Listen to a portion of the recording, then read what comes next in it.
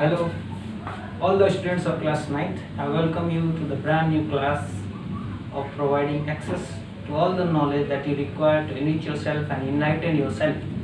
So today we are here to teach you about the first chapter of SST subject, and it starts with the chapter The French Revolution. Up to class 8 you will study social science, which includes all the geography, history, civics, economic sections together. But now from class 9th it is very important class because it is the base class for class 10th. So you are going to study about all the parts of the SST social science in different sections, and one of the important section is history, and the first chapter of history is the French Revolution. So I hope you are all very well, and you are all are watching this. Please watch all the videos which are being provided to you, because all the videos are just for you, just to enrich you, just to enlighten you, just to make you take the benefit. Because as you know, the situation is going on, we cannot study in the class, or we are studying like this, and you need to take benefit of this. You need to take the benefit of the holidays by studying like this. So not going further, you are sincere, I will just start the class. So today we are going to study about the French Revolution.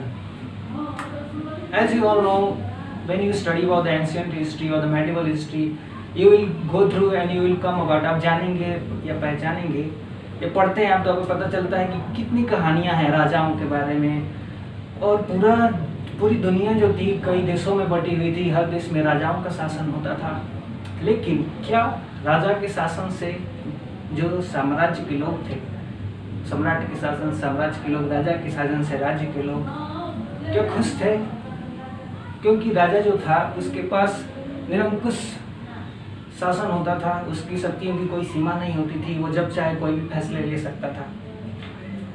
तो कभी कभी राजा उदार होते थे, they were very kind to the people, they always look after them, they always cared about the needs and the requirements of their subjects. लेकिन कभी कभी sometime the kings were very tyrant, very despotic, बड़े क्रूर होते थे, बड़े निरंकुश किस्म के होते थे। They were not kind, they were just enjoying their power and privilege, बस वो सुख समृद्धि का फायदा उठा रहे थे। तो दुनिया में कहीं ना कहीं जैसे आपने कहावत पढ़ी होगी, पाप का घड़ा भर जाना, तो पाप का घड़ा जब भर जाता है तो फूट जाता है। उसी तरह के सबसे पहली बार कहाँ फूटा वो पाप का घड़ा की राजा का शासन अब लोग नहीं चाहते थे। अब चाहते थे कि एक ऐसी सरकार बनाई है जहाँ पे चुनी हुई, जैसे कि हम चुनी हुई सरकार हो, जैसे हमारे देश में है। तो सबसे पहले इसकी शुरुआत कहाँ हुई? यूरोप का एक देश है फ्रांस, वहाँ पर राजाओं का शासन था। वहाँ पर एक वंश था जिसका नाम था बॉर्बन डायनेस्टी।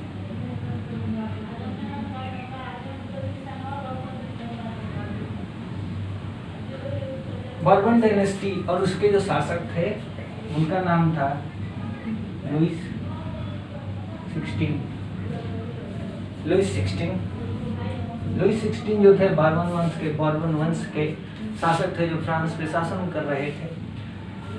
तो today I will just acknowledge you about what we are going to study further. I will just acknowledge you about some important points of this chapter. So there was the reign of Louis 16. So उस समय क्या परिस्थितियाँ हुई, but what situation or the conditions prevailing during the reign of Louis 16? When Louis 16 has ended, तो Louis 16 जब राजा बने तो France बड़े ही संकट से गुजर रहा था। The France was trapped under a huge amount of debt, बहुत कर्ज में डूबा हुआ था। तो क्या क्या चीज़ें हुई उसके बारे में हम डिटेल स्टडी करेंगे। लेकिन इसके बाद सबसे मुख्य पॉइंट क्या, लुइस 16 का शासन कैसा रहा? उनके शासन के बाद एक नेशनल असेंबली का फॉर्मेशन हुआ। उसके बाद एक नई गवर्नमेंट आई जिसे हम जैकोबिन गवर्नमेंट के नाम से जानते हैं। इसको जैकोबिन गवर्नमेंट कहते हैं। इसी को आप अलग नाम से जानेंगे, जिसे रेन ऑफ टेरर कहते हैं। ठीक है, यहाँ पर कैसे रॉबस्पेरी का ये शासन का माना जाता है, जो बड़ा ही क्रूर शासन था। उसके बाद आई डायरेक्टरी, उसके बाद आपके चैप्टर का जो अंत होगा वो होगा नेपोलियन बोनापार्ट से। तो दीज आर द 5 चेन्स, ये 5 श्रृंखलाएं हैं, और इन्हीं श्रृंखलाओं के बीच की जो कड़ियां हैं, ये जो आपको तीर दिखाई दे रहे हैं, these arrows are very important. ये एरो जो है अपने आप में कहानी लिए हुए हैं। ये कैसे बार्बन डायनेस्टी के बाद नेशनल असेंबली आई, नेशनल असेंबली के बाद कैसे जैकोबिन गवर्नमेंट का शासन आया, उसके बाद कैसे डायरेक्टरी का शासन आया, उसके बाद कैसे नेपोलियन बोनापार्ट का शासन आया। इसी यही कहानी है, इन 5 बिंदुओं में ही सारी कहानी जो है सिमट जाती है। तो सबसे पहले आपको रिमेंबर करना है इसके बारे में मेन पॉइंट्स क्या क्या हैं। तो बार्बन डायनेस्टी लुइस 16 का शासन था, ठीक है। उसके बाद आया नेशनल असेंबली फॉर्मेशन किया लोगों ने, क्या सिचुएशन से इसके बारे में हम स्टडी करेंगे। आप घबराएंगे नहीं, कोई भी प्रॉब्लम होगी आप कमेंट सेक्शन में कमेंट करेंगे और हमसे पूछेंगे। उसके बाद जैकोबिन गवर्नमेंट, उसके बाद डायरेक्टरी, उसके बाद नेपोलियन बोनापार्ट, और इसके बीच की जो मोस्ट इंपॉर्टेंट थिंग्स है सारी कहानी इन्हीं में सिमट के रह जाती है, और उस कहानी को हम पढ़ेंगे। तो फ्रेंच रिवॉल्यूशन की शुरुआत जो मानी जाती है, सबसे बिंदु जो मानी जाती है जहाँ से सबसे पहली बार क्रांति की शुरुआत हुई, तो उसको हम मानेंगे, इसको आप नोट करेंगे,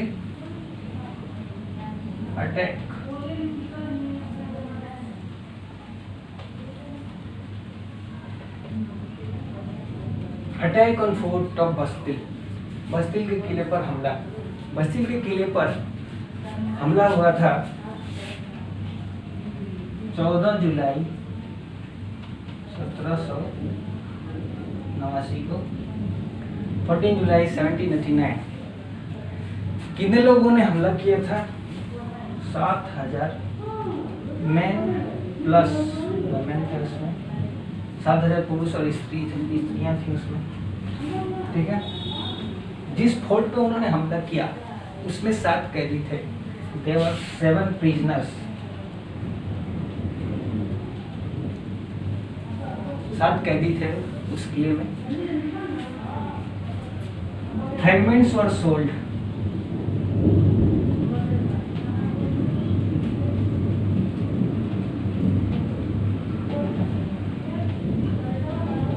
जो किले के टुकड़े थे, किले जो टूट गया, लोगों ने उस पर हमला किया, किले के जो टुकड़े थे लोगों ने उसको बाजार में बेचा। क्यों बेचा? Because it was souvenir. Souvenir means क्या होता है? एक यादगार वस्तु बन गई, क्योंकि फोर्ट ऑफ बस्तिल जो था, बस्तिल का जो किला था, वह symbol of despotic power. Despotic माने क्या होता है?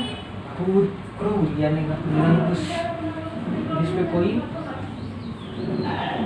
निरंकुश, जिसपे कोई अंकुश ना हो, माने कोई लगामी ना हो, ऐसे शक्ति का प्रतीक था वो बस्तिल का किला। इसीलिए उसके टुकड़ों को लोगों ने बाजार में बेचा। और जितने भी इतिहासकार हैं, all the historians consider that this was the initiation of the French revolution. यही शुरुआत थी जब क्या किया गया, फ्रांस रिवॉल्यूशन की जब शुरुआत हुई तो उसमें यही सबसे चरम, जिसको कहते हैं क्लाइमेक्स सीन है। ये किसी मूवी का जैसे क्लाइमेक्स सीन होता है, उसी तरह इस चैप्टर का सबसे क्लाइमेक्स सीन जो है वो है अटैक ऑन फोर्ट ऑफ बस्तिल, बस्तिल के किले पर हमला। तो कुछ ये आपको बात समझ में आ रही है? इतिहासकार इसको बहुत ही इम्पोर्टेंट मानते हैं, ठीक है। इसमें क्या क्या पढ़ा हमने? लोगों ने 7000 लोग जो थे, हुआ क्या था, पेरिस शहर जो था वो, वहाँ पर बड़ी उपद्रव मची हुई थी। लोगों को पता चला कि लोगों के ऊपर हमला होने वाला है, राजा जो है हमला कराने वाला है। लोगों को ये बात पता चली तो लोगों ने क्या किया, लोग जो है टाउन हॉल में इकट्ठा हुए पेरिस शहर में, और उन्होंने अपनी एक मिलिशिया बनाई, मिलिशिया मैंने अपनी एक सेना बनाई, और उन्होंने खुद ही, इससे पहले कि वो हमला करते, लोगों ने ही जितने भी सरकारी दफ्तर थे, जितने भी एम्यूनिशन रखे हुए थे, एम्यूनिशन मतलब होता है गोला बारूद जो भी थी राजा सेना के पास, सबके ऊपर उन्होंने कब्जा कर लिया। सारे सरकारी जो इमारतें थी सब पे धावा बोल दिया। उसमें पुरुष स्त्री सभी शामिल थे। 14 जुलाई 1789 को 7 कैदी थे उस किले में, जब उस किले पर हमला किया गया। उस किले के जो फ्रेगमेंट्स थे, फ्रेगमेंट्स माने टुकड़े, उनको बाजार में बेचा गया, क्योंकि ये क्या था, ये जो था सुवेनीर of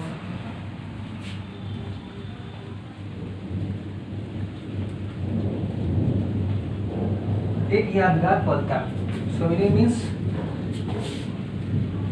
anything we are going to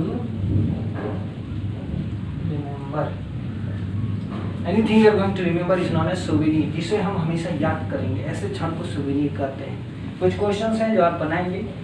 When did people attack on the fort of बस्ती, बस्ती के किले पे लोगों ने कब हमला किया? How many people were present at the time of attack, कितने सारे लोग मौजूद थे? और आप इस क्वेश्चन को डिफरेंट तरीके से भी बना सकते हैं। ये how much people were there in that revolt which occurred in the city of Paris, and why did people sold the fragments? Why did people sell? Sorry, why did the people sell the fragments of the fragments of the Bastille fort? What was the reason? Why were they were selling the small fragments? Small fragments मैंने समझ रहे हैं आप, टुकड़े क्यों बेचा? Why did people sell the fragments of the Bastille fort in the market? क्यों बेचा? ये सारे क्वेश्चन हैं, आप इसको बनाएंगे घर पे।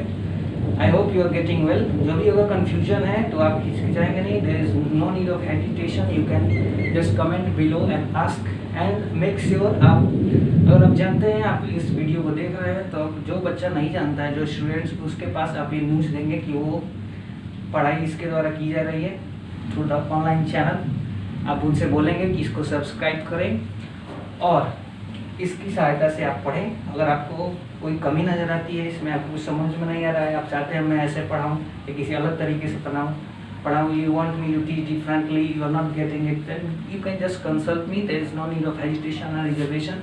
I am always there for you. Thank you very much.